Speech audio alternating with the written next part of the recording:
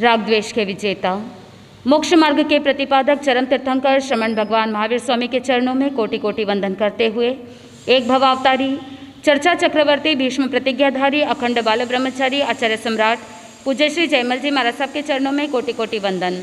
जय गच्छाधिपति, व्याख्यान वाचस्पति, उग्र विहारी, वचन सिद्ध साधक, 12वें पटधर आचार्य प्रभु श्री पार्श्वचंद्र जी महाराज साहब, मेरे अनंत आस्था के आयाम, मम जीवन उद्धारक परम पूज्य गुरुदेव डॉक्टर श्री पदमचंद्र जी महाराज साहब के चरणों में कोटि कोटि वंदन करते हुए सभी गुरु भगवंतों के चरणों में वंदन करते हूँ।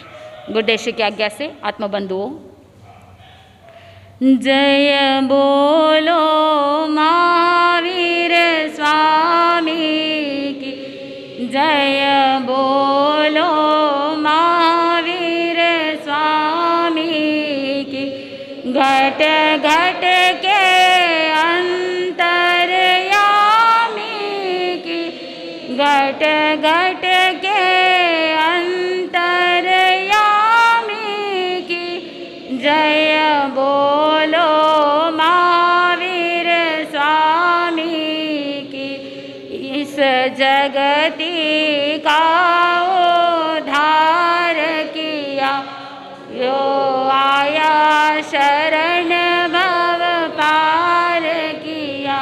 जिन पीड़ सुनी हर प्राणी की, जिन पीड़ सुनी हर प्राणी की, जय बोलो महावीर स्वामी की, जय बोलो महावीर स्वामी की। आत्मबंधुओं, अनंत अनंत ज्ञानी, सर्वज्ञ सर्वदर्शी तीर्थंकर प्रभु महावीर स्वामी, जिन्होंने संसार के भव्य प्राणियों को जिनवाणी के माध्यम से कषाय से मुक्त होने का मार्ग बताया। आत्मबंधुओं, निरंतर प्रसंग चल रहा है उस जीवात्मा का। आत्मा, हर एक आत्मा जो भवी है, उसके अंदर क्षमता है मोक्ष को प्राप्त करने की। हर एक भवी आत्मा में क्षमता है सम्यक्त्व को प्राप्त करने की। हमने चिंतन किया था कि किस तरह से साधक सम्यक्त्व को प्राप्त कर सकता है, किस तरह से नैसर्गिक रूप से या अधिगम के रूप से सम्यक्त्व को प्राप्त किया जा सकता है। ज्ञानी जन ने कहा कि आत्मा का स्वभाव है हल्कापन, अगुरु लघु। एक बार गौतम स्वामी ने प्रभु महावीर स्वामी से प्रश्न किया कि भगवान, ये आत्मा का स्वभाव है कि वो हमेशा ऊपर की तरफ उठे, लेकिन ये आत्मा बार बार दुर्गतियों में क्यों डूब जाती है? ये आत्मा बार बार पतन के गर्त में क्यों चली जाती है? उस समय भगवान ने कहा, गौतम, क्या तुमने तुम्बी को देखा है? उसका स्वभाव कैसा है? अगर उस तुम्बी को नदी में डाल दिया जाए, उस तुम्बी को पानी में डाल दिया जाए, तो तुम्बी क्या करेगी? तैरेगी या डूबेगी? उस समय भगवान की बात सुनकर के गौतम स्वामी ने कहा कि भगवान, तुम्बी तो हल्की होती है, इसीलिए वो पानी में क्या करती है? तैरती है, डूबती नहीं है। आप जब स्विमिंग करते हो तो स्विमिंग के लिए आप क्या यूज़ करते हैं? ट्यूब यूज़ करते हैं। उस ट्यूब के अंदर हवा भरी हुई रहती है, वो हल्के होने के कारण से पानी में डूबेगी कि तैरेगी? तैरेगी। वही अगर हवा निकल जाए तो वो ट्यूब तैरेगी कि डूबेगी? डूब जाएगी। शरीर हल्का है, लेकिन अगर शरीर के अंदर जो आत्मा है, वो आत्मा अगर निकल जाए, ये मुर्दा शरीर पानी में तैरेगा क्या या डूबेगा? चिंतन कीजिए, ये आपको चिंतन करना है। शरीर भारी रहेगा तो डूब जाएगा और हल्का रहेगा तो तैर जाएगा। भगवान ने कहा कि तुम्बी जो है वो हल्की है, पानी के तह पर रहेगी, लेकिन अगर उस तुम्बी के ऊपर मिट्टी का लेप लगाया जाए और उसके ऊपर सूत के धागे से लपेटा जाए, फिर धूप में रखा, मिट्टी सूख गई। एक लेप, फिर सूत के धागे से लपेटने के बाद, सूखने के बाद फिर से मिट्टी का लेप लगाया, फिर सूत से लपेटा गया। ऐसे करते करते 8 बार मिट्टी के लेप किए गए और 8 बार सूत से उसे लपेटा गया। अगर सिर्फ मिट्टी का लेप होता तो पानी में डालते ही क्या हो जाता, मिट्टी निकल जाती, लेकिन उसको किससे कवर किया गया है, सूत के धागे से कवर किया गया है। इस तरह से कवर किया कि मिट्टी बाहर निकल नहीं सकती। भगवान ने कहा, गौतम, अब जब तुम्बी के ऊपर 8 बार गीली मिट्टी का लेप लगा है, 8 बार सूत से पूरा का पूरा कवर किया गया है, तो फिर मुझे बताओ कि तुम्बी को अगर पानी में डाल दिया जाए तो तैरेगा या डूबेगा। गौतम स्वामी ने कहा कि भगवान, अब तो तुम्बी डूब जाएगी। भगवान ने पूछा कि भाई पहले तो तैर रही थी, अब क्यों डूब रही है। तो गौतम स्वामी ने कहा, भगवान ये तो बहुत ही ऑब्वियस है ना कि क्योंकि तुम्बी भारी हो गई है इसीलिए वो पानी में क्या कर रही है, डूब रही है। उस समय भगवान महावीर स्वामी ने कहा कि हे गौतम, ठीक उसी प्रकार अगर आत्मा हलुकर्मी रहेगी, आत्मा कर्मों से हल्की रहेगी तो संसार से ऊपर उठ जाएगी। लेकिन जिस तरह से तुम्बी के 8 मिट्टी के लेप लगे, ठीक उसी प्रकार अगर आत्मा में भी 8 कर्मों का लेप लग जाए तो ये आत्मा क्या हो जाएगी, भारी हो जाएगी। और जब आत्मा भारी हो जाएगी तो संसार के अंदर डूब जाएगी। इसीलिए भगवान ने कहा कि हमेशा आत्मा को कैसा रखना, हल्का रखना। हाथी में भी आत्मा है और चींटी में भी आत्मा है। जिस जीव का जितना शरीर का प्रमाण है उसकी आत्मा का प्रमाण भी उतना ही होगा। चींटी की आत्मा कितनी होगी, चींटी के साइज की होगी। हाथी की आत्मा कितनी होगी, हाथी के साइज की होगी। लेकिन दोनों में क्या है, जीवात्मा है। हर एक जीवात्मा में वो क्षमता है। अगर भवी जीव है, अगर मन वाला जीव है तो वो धर्म को ग्रहण कर सकता है। जय गच्छाधिपति, व्याख्यान वाचस्पति, उग्र विहारी, वचन सिद्ध साधक, वर्तमान आचार्य प्रवर श्री पार्श्वचंद्र जी महाराज साहब कहते हैं, अगर भारत का विकास देखना है तो शहर में चले जाओ, और अगर विश्वास को देखना है तो गाँवों में चले जाओ।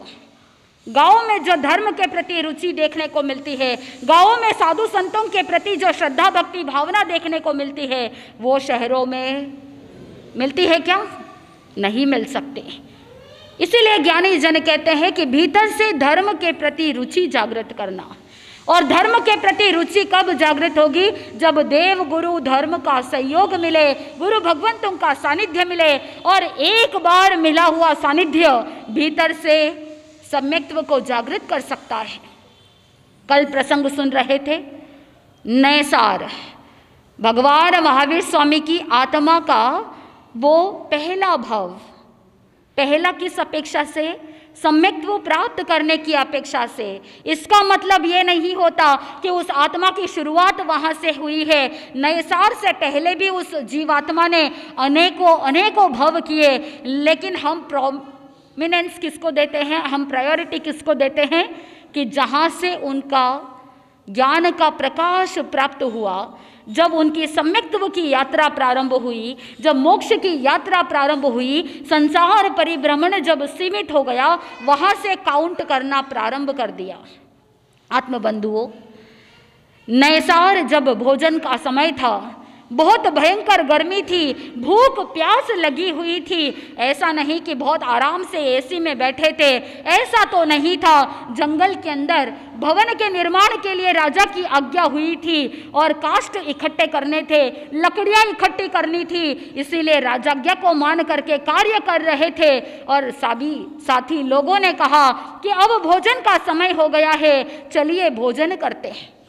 लेकिन नए सार को तो किसी अतिथि को भोजन करवाना था। दूर दूर तक जंगल में नजर दौड़ाई, लेकिन कहीं कोई नजर नहीं आया। आप होते तो क्या करते? भोजन करने के लिए बैठे, थाली में देखा कि कोई सचित वस्तु नहीं, सभी अचित पदार्थ है। कभी तो मन में भावना रखा होता कि वह दिन मेरा धन्य हो, मैं भोजन करने के लिए बैठी हूँ, मैं भोजन करने के लिए बैठा हूँ, कोई अतिथि आ जाए, कोई साधु संत महात्मा आ जाए, उनको मैं आहार दान करके उसके बाद क्या करूँ, भोजन उपयोग में लूँ। क्या कभी मन में ये भाव लाए? भावों में अगर सच्चाई होती, भावों में अगर गहराई होती तो वो भाव फलित हो जाता। नए साल भी इंतजार कर रहा है, कोई अतिथि आए, किसी को भोजन पहले करा दूं, उसके बाद मैं भोजन करूं, क्योंकि उसकी भावना में इतनी गहराई थी और पुण्यवानी इतनी जबरदस्त कि पूरा संसार उसके भावना को पूर्ण करने में तैयार हो गई थी।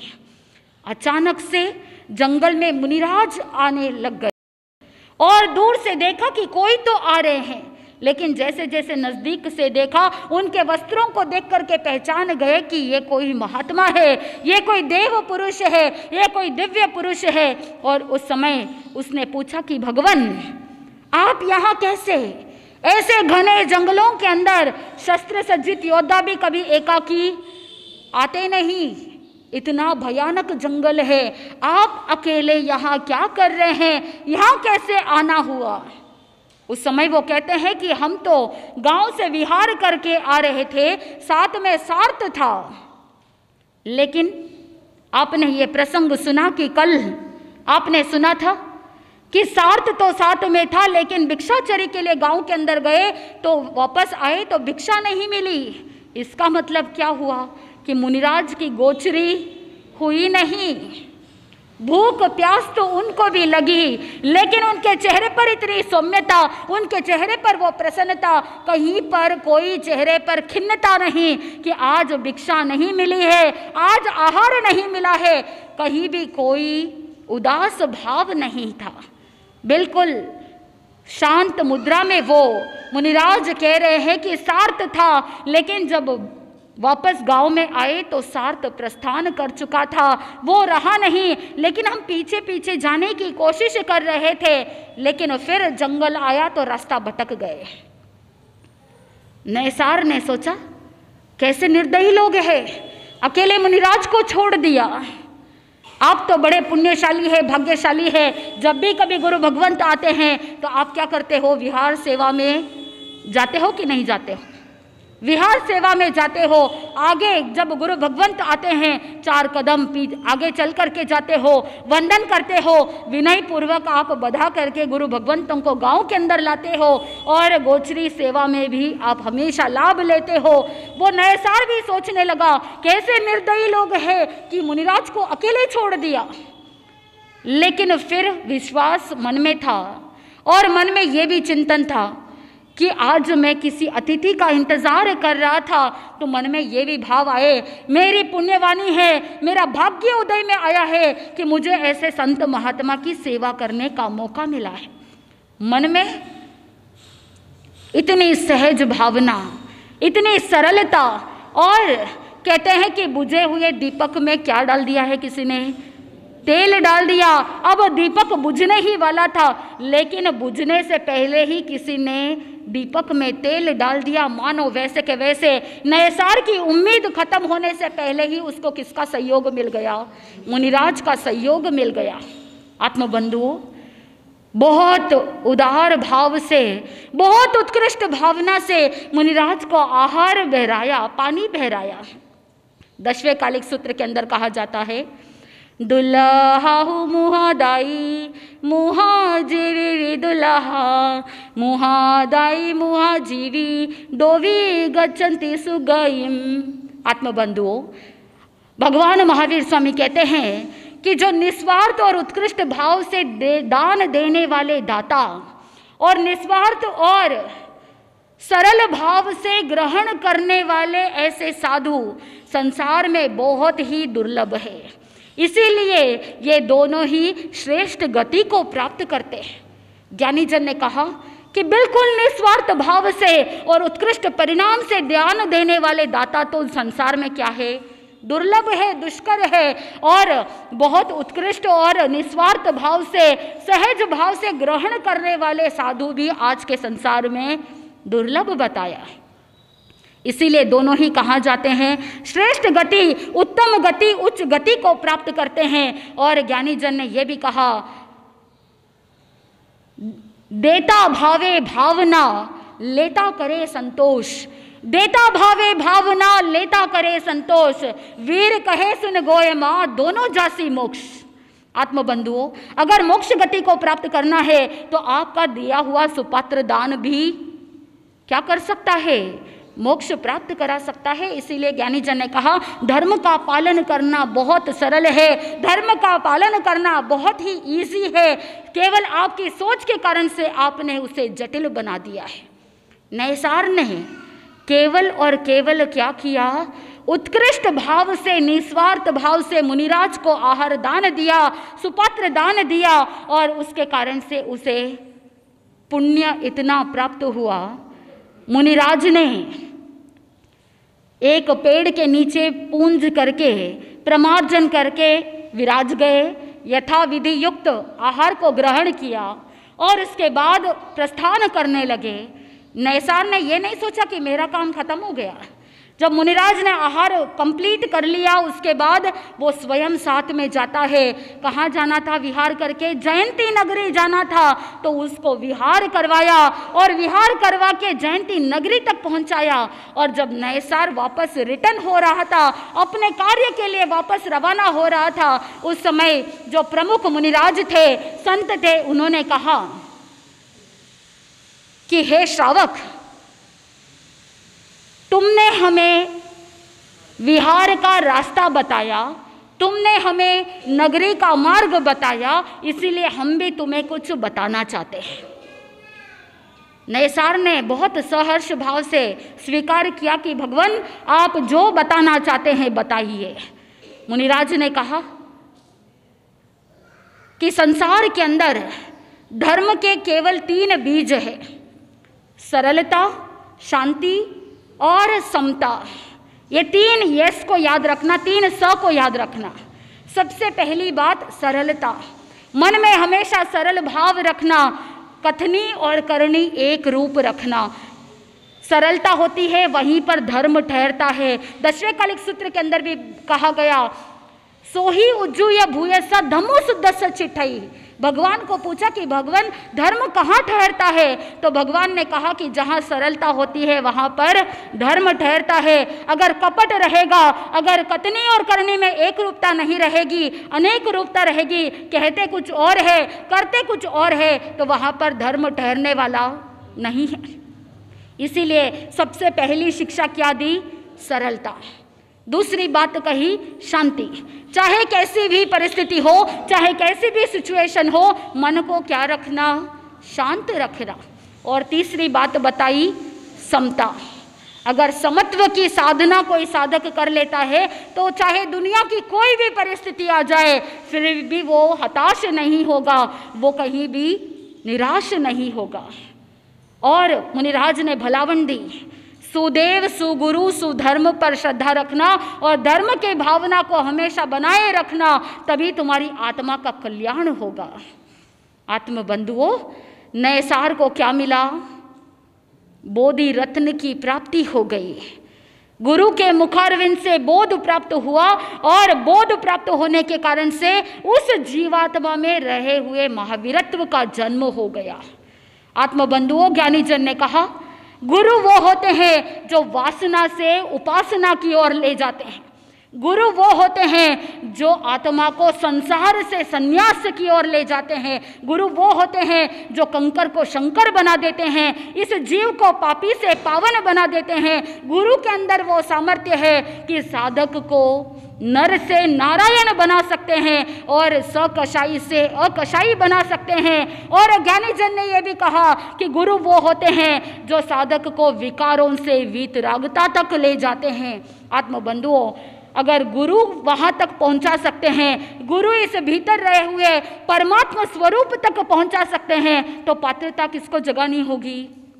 इस आत्मा को भीतर से पात्रता जगानी होगी, तभी जाकर के गुरु अपने शिष्य के अंदर ज्ञान उंडेल देते हैं। जो साधक विनय भाव रखता है, उस साधक के भीतर की विनम्रता को देख करके गुरु भी अपने आप क्या करते हैं, कृपा बरसा देते हैं।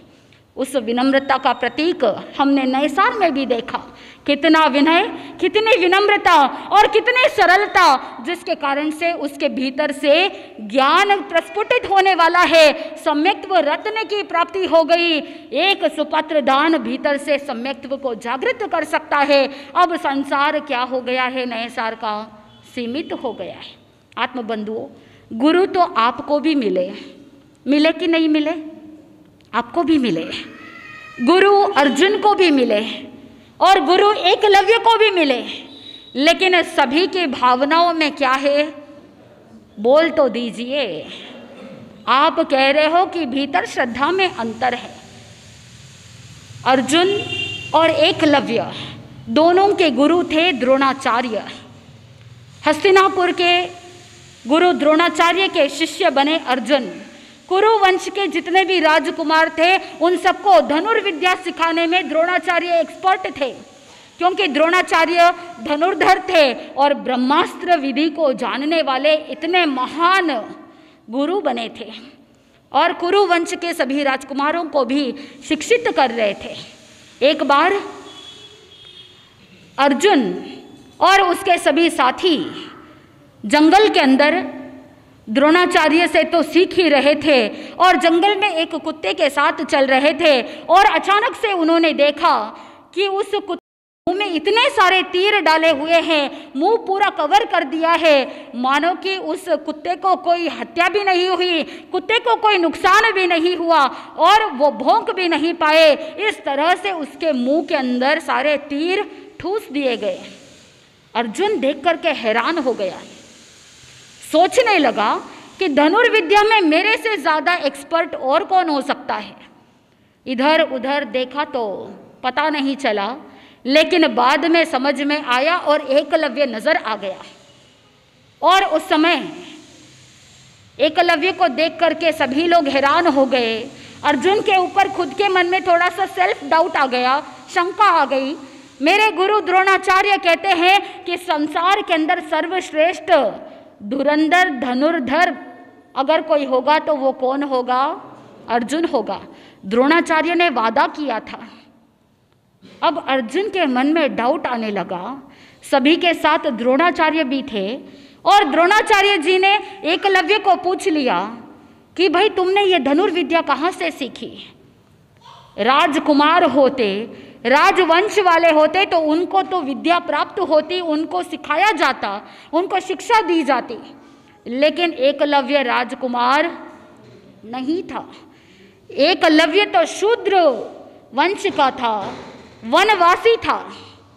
और क्योंकि एकलव्य के मन में बचपन से ही इच्छा थी कि मैं भी धनुर्विद्या सीखूं, उसका फील्ड ऑफ इंटरेस्ट था, उसको सीखने की ललक थी और उसने किसी से सुना था कि गुरु द्रोणाचार्य सबसे ज़्यादा श्रेष्ठ धनुर्धर है, ब्रह्मास्त्र के ज्ञाता है। इसीलिए एकलव्य ने सोचा था कि मैं क्या करूं, द्रोणाचार्य जी से धनुर्विद्या सीखूं। लेकिन जब एकलव्य द्रोणाचार्य जी के पास आता है तो उस समय द्रोणाचार्य जी मना कर देते हैं, क्योंकि वो क्या था? वनवासी था, वो राजवंश का नहीं था। लेकिन क्योंकि एकलव्य को सीखनी थी विद्या, उसके मन में ललक थी, उसके मन में जिज्ञासा थी, उसको सीखने का वो भाव था, रुचि थी। चाहे कैसी भी परिस्थिति आ जाए, मुझे क्या करना है? सीखना है।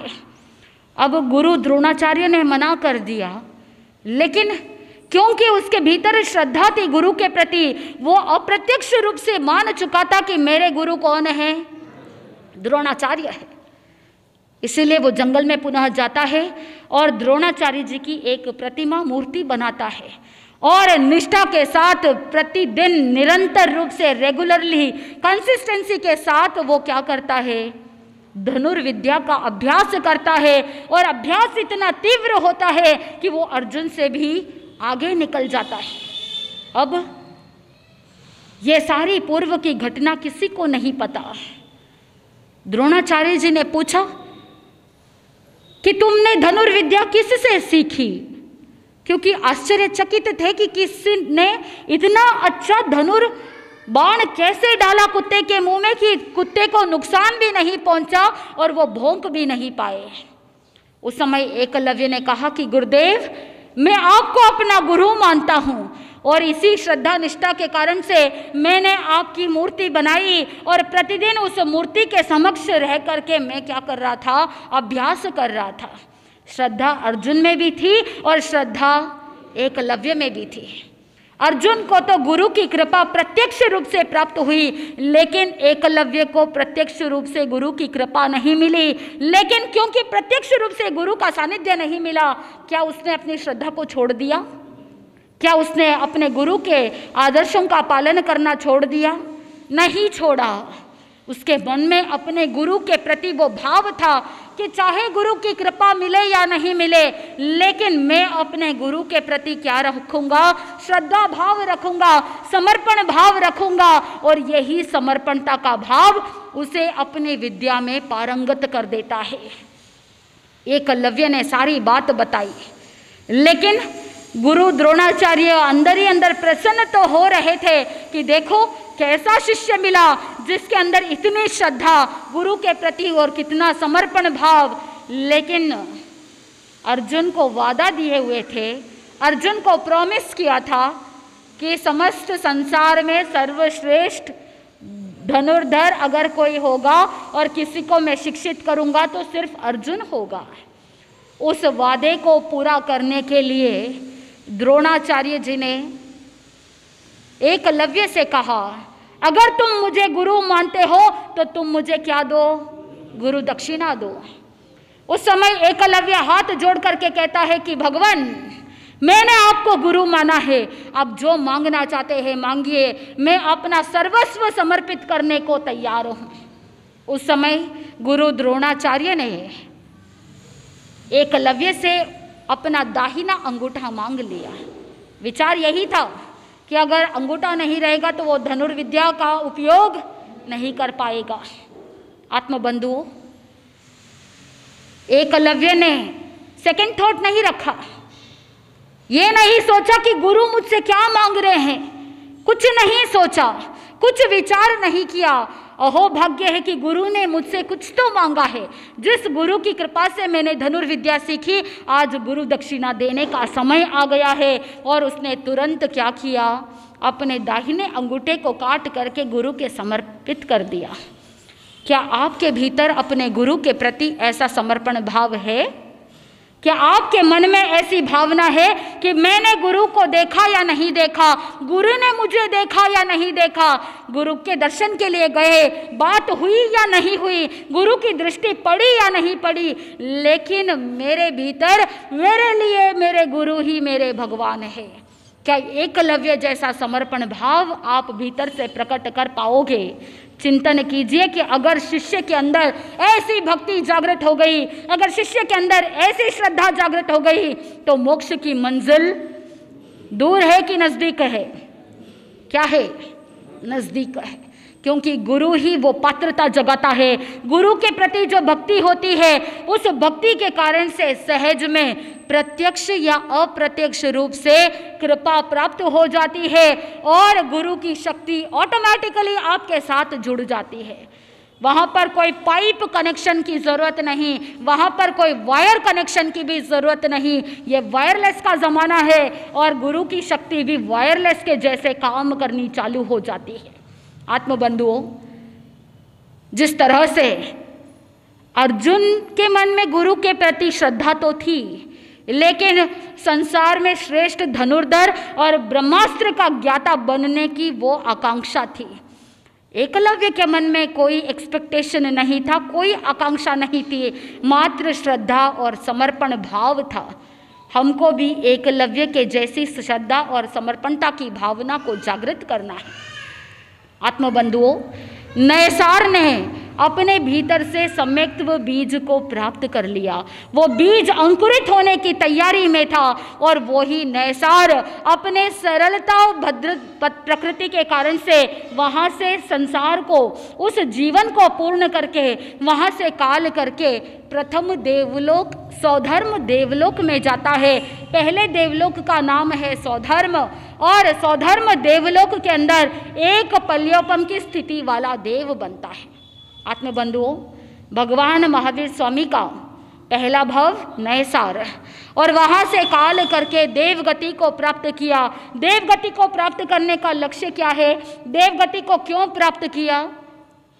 प्रकृति से सरल था, प्रकृति से भद्र था, और सरलता सहजता के कारण से और मन में सहज भाव होने के कारण से जो सम्यक दृष्टि होता है उसकी गति क्या होती है? उच्च गति होती है। तिर्यंज गति में नहीं गया, नरक गति में नहीं गया। क्यों नहीं गया? क्योंकि सम्यक्त्व था। ज्ञानी जन कहते हैं कि अगर काल करते समय, आयुष्य पूर्ण होते समय अगर किसी साधक के सम्यक्त्व रहता है तो उसका संसार सीमित हो जाता है। चिंतन कीजिए, आपका और हमारा संसार अभी तक इतना चल रहा है क्योंकि आयुष्य पूर्ण सम्यक्त्व में हुआ क्या? नहीं हुआ। लॉजिक्स को समझना, अगर सम्यक्त्व में अगर आयुष्य पूर्ण हो जाता तो संसार बहुत ज़्यादा सीमित हो जाता।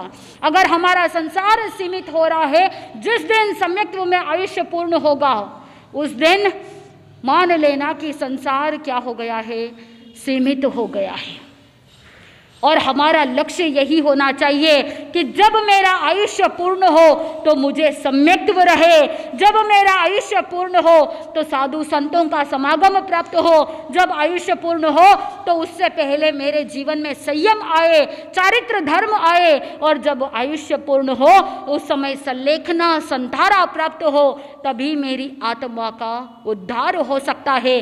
नैसार की यात्रा प्रारंभ हो चुकी थी, सम्यक्त्व प्राप्त हो चुका था, इसीलिए संसार परिभ्रमण सीमित हो गया। अब 27 भव के बीच में भी अनेक संख्यात असंख्यात भव करते हैं, लेकिन वो छोटे छोटे भवों को कोई भी गिनती में नहीं लेते हैं। संसार सीमित होने का मतलब ये नहीं कि सिर्फ 10 भव करेंगे या 27 भव करेंगे। इस बीच में कोई ऐसे छोटे छोटे बहुत सारे भव कर सकते हैं, लेकिन भगवान महावीर यात्रा में 27 भवों को इसीलिए लिया गया क्योंकि वो बहुत ज़्यादा इम्पॉर्टेंट है, बहुत ज़्यादा महत्वपूर्ण है, इसीलिए उन्हें लिया गया। सौधर्म देवलोक से एक पल्योपम की स्थिति पूर्ण करने के बाद वहाँ से भरत क्षेत्र में विनीता नगरी, और उस विनीता नगरी के अंदर भरत चक्रवर्ती के पुत्र के रूप में मरीचि के रूप में जन्म लेता है। ये तीसरा भव मरीचि का। अब मरीचि का नाम मरीचि क्यों रखा गया, और ऋषभदेव भगवान का क्या कहलाएगा फिर? पोता। क्योंकि भरत राजा का पुत्र है तो ऋषभदेव भगवान का क्या हो गया? पोता हो गया। अब मरीचि किस तरह से ऋषभदेव भगवान के मार्ग को अनुसरण करेगा, कैसे संयम अंगीकार करके आगे बढ़ेगा या पीछे वापस मोह कर्म उदय में आने के कारण से कैसे अपने संसार को पीछे धकेल देता है, वो सारा का सारा प्रसंग आप जैसे जैसे सुनेंगे आपको समझ में आएगा कि कैसे संयम लेने के बाद भी चारित्र मोह कर्म उदय में आ जाता है, किस किस तरह के निमित्त चारित्र मोह कर्म को उदय में लाता है, और कैसे हम मोह कर्म को जीत करके अपने संसार को सीमित करते हुए एक दिन हम भी महावीर बनने की तैयारी कर सकते हैं। जैसे जैसे हम सुनेंगे हमारे जीवन में भी बहुत सारा बोध प्राप्त होगा, आनंद की प्राप्ति होगी। आनंद ही आनंद। बोले श्री जैन धर्म की।